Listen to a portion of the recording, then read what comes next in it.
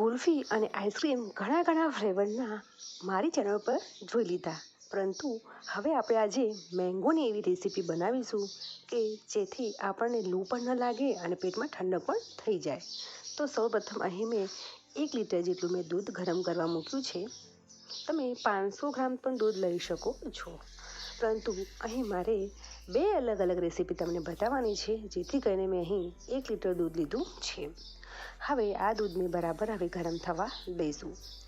આમાં એક વાતનું ધ્યાન રાખવાનું છે કે દૂધ આપણે ઊભા રહીને એટલે કે જોડે ઊભા રહીને જ ગરમ કરવાનું છે. જો તમારે બાજુમાં કંઈ કામ કરવું હોય તો તેને એકદમ લો ફ્લેમમાં રાખીને પણ તમે ઉકાળી શકો છો. હવે દૂધની અંદર અમે 2 થી 2.5 જેટલા મેં કપ ખાંડના નાખ્યા છે, એટલે કે કપ ખૂબ જ નાના છે, 1 કપ 3 ચમચી જેટલો છે. તો અહીં દૂધ આપણે મલાઈ સાથે ઉકાળીને તેનું અડધું કરી દેવાનું છે. તો હવે તેની અંદર ફ્લેવર માટે આપણે ઇલાયચી નાખીશું અને એકદમ ક્રીમી અને બજાર જેવો ટેસ્ટ આવે તે માટે આપણે અહીં 2 ચમચી જેટલું મિલ્ક પાવડર એડ કરીશું, જેથી કરીને આઈસ્ક્રીમ બનાવવાની હોય તો આઈસ્ક્રીમ પણ મિલ્ક પાવડરથી ઠરી જશે. તો થોડું દૂધ નાખીને અહીં મિલ્ક પાવડરની દૂધની મેં પેસ્ટ બનાવી દીધી છે. તો આમાં જેમ લમ્સ ન પડે તેનું વધારે ધ્યાન તમારે રાખવાનું છે. એક સારી એવી પેસ્ટ બનાવી દેવાની છે અને પછી આ ઉકળતા દૂધમાં એડ કરી દેવાની છે. તો આમ દૂધ આપણે ઉકળવા જ દેવાનું છે. હવે તેમાં ડ્રાયફ્રૂટ્સ નાખીશું. મેં અહીં બદામ, પિસ્તા અને કાજુ ડ્રાયફ્રૂટ્સ નાખ્યા છે. તમે આમાં તો કોઈ પણ તમારા પસંદના ડ્રાયફ્રૂટ નાખી શકો છો. ડ્રાયફ્રૂટ નાખવાથી એકદમ ક્રીમી ટેક્સચર આવે છે અને થોડું ગાઢું બની જાય છે અને ખાવામાં પણ એટલો ક્રન્ચી સ્વાદ આવે છે. તો આ તમે નાખશો એટલે ખૂબ જ સરસ લાગશે. તો હવે આપણે તેને આ દૂધનું જે બનાવ્યું છે બેટર તે હવે ઠંડુ થવા દઈશું. ઠંડુ થઈ ગયું છે, થોડું ગાઢું થઈ ગયું છે. તો હવે આપણે તેમાં પાકેલી કેરી આપણે એડ કરીશું. અને જો તમારે પાકેલી કેરીનો તમે જ્યુસ કાઢો અથવા તો પલ્પ કાઢવો હોય તો આ રીતે હું કટ કરું છું તે રીતે કટ કરશો તો સારી રીતે તેનો પલ્પ થશે અને તમારા હાથ પણ નહીં બગડે. તો હવે આપણે મેંગોનો જ્યુસ કાઢી લઈશું, એટલે કે તેમાં પાણી પણ નથી નાખવાનું. પાણી નાખ્યા વગર તેનો પલ્પ જ બનાવી દેવાનો છે, કેમ કે દૂધની અંદર આપણે મેંગોનું ફ્લેવર આપવાનું છે. હવે તેમાં થોડો નમકીન સ્વાદ આપવા માટે તેમાં 1 પિંચ જેટલું આપણે મીઠું એડ કરીશું. તમે બજારમાં જુઓ છો કે થોડું નમકીન સ્વાદ આવે છે, તો હા, એ સ્વાદ લાવવા માટે આપણે થોડું મીઠું એડ કરવાનું છે. તો મેંગોનો પલ્પ થઈ ગયો છે. મેં અહીં મેંગો થોડા અંદર પીસ રાખ્યા છે. જો તમારે પીસ ન ગમતા હોય તો તમે એકદમ એનો પલ્પ સ્મૂથ પલ્પ બનાવી શકો છો. હવે આ પલ્પ આપણે દૂધ રેડી કર્યું હતું તેની અંદર આપણે એડ કરીશું, જેથી કરીને એકદમ મેંગો ફ્લેવરનું આપણું મિલ્ક થઈ જશે.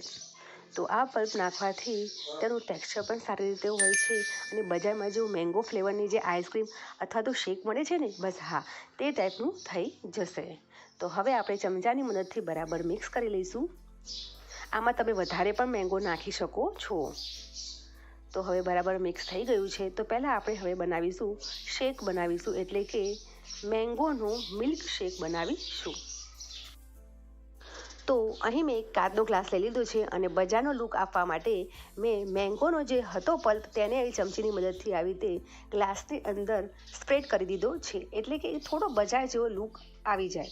હવે આપણે અંદર જે આપણે બનાવ્યું છે મેંગો ફ્લેવરનું મિલ્ક તે આપણે એડ કરીશું. તો જોતાં જ ફ્રેન્ડ્સ ખરેખર પીવાનું એટલું મન થઈ જાય કે 1 ગ્લાસ પીવો તો પેટમાં ઠંડક થઈ જાય અને તમને આનાથી લૂ પણ ન લાગે. તમારે મોટી ઉંમરના કે વડીલો કહેતા હોય છે કે કેરી ખાવાથી લૂ નથી લાગતી, અને કેરી જ આપણે ઉનાળામાં આવે છે. તો આ મિલ્ક શેક આપણો રેડી થઈ ગયો છે અને એકદમ તેની સુગંધ પણ એટલી મેંગો જેવી આવી રહી છે. તો આને તમે તેને ઠંડો કરીને પણ પી શકો છો. મેંગો શેક છે તો થોડા મેંગો કટ એટલે મેંગોના પીસ થોડા એડ કરીશું.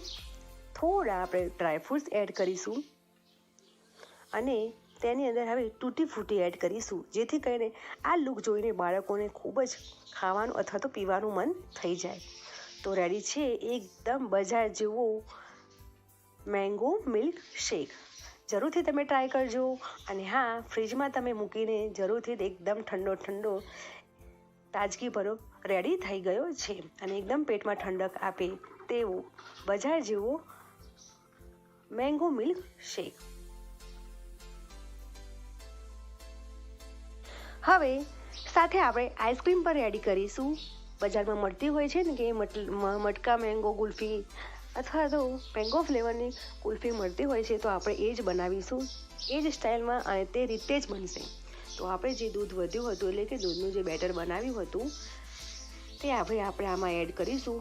જો તમારી પાસે આવી માટીની આવી મટકીને એવું હોય ને તો ખૂબ જ લુક આપશે અને ખૂબ જ ઠંડુ લાગશે અને ખૂબ જ સરસ લાગશે. ન હોય તો આવી તે ડિસ્પોઝેબલ બસ કપ હોય તેની અંદર તમે પણ એડ કરી શકો છો. આમાં કોઈ એવું હોતું નથી કે તમે આના માટે સ્પેશિયલ ગુલ્ફી અથવા તો આઈસ્ક્રીમ માટેનું મોલ્ડ લાવો. તો આવી રીતે 4 થી 5 આવી રીતે મારા આઈસ્ક્રીમ માટે રેડી થઈ ગયા છે. તો ઘરમાં 4 સભ્યો છે, પરંતુ હું છે એ ડબલ આઈસ્ક્રીમ ખાવાની છું, જેથી કરીને મેં 5 આઈસ્ક્રીમના આવી રીતે ડબ્બી તૈયાર કરી દીધી છે. અલગ અલગ કેન્ડીની એટલે કે ચોકલેટની ફ્લેવરનું શરબત અને કુલ્ફી મેં હમણાં જ તેની રેસીપી તમારી સાથે મેં શેર કરી છે, તે તમે જરૂરથી જોજો. બાળકોને જરૂરથી ગમશે. આઈસ્ક્રીમ થવા માટે કમ્પ્લીટ રેડી થઈ ગયું છે.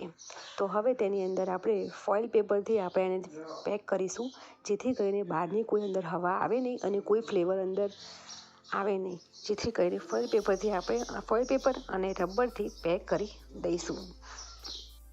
7 થી 8 કલાક જેટલું આપણે અથવા તો ઓવરનાઇટ જેટલું આપણે આઈસ્ક્રીમ થવા માટે રેડી કરી દઈશું. તો ફ્રીજમાં મૂકીને હવે આપણે મળીએ. તો 8 થી 9 કલાક થઈ ગયા છે.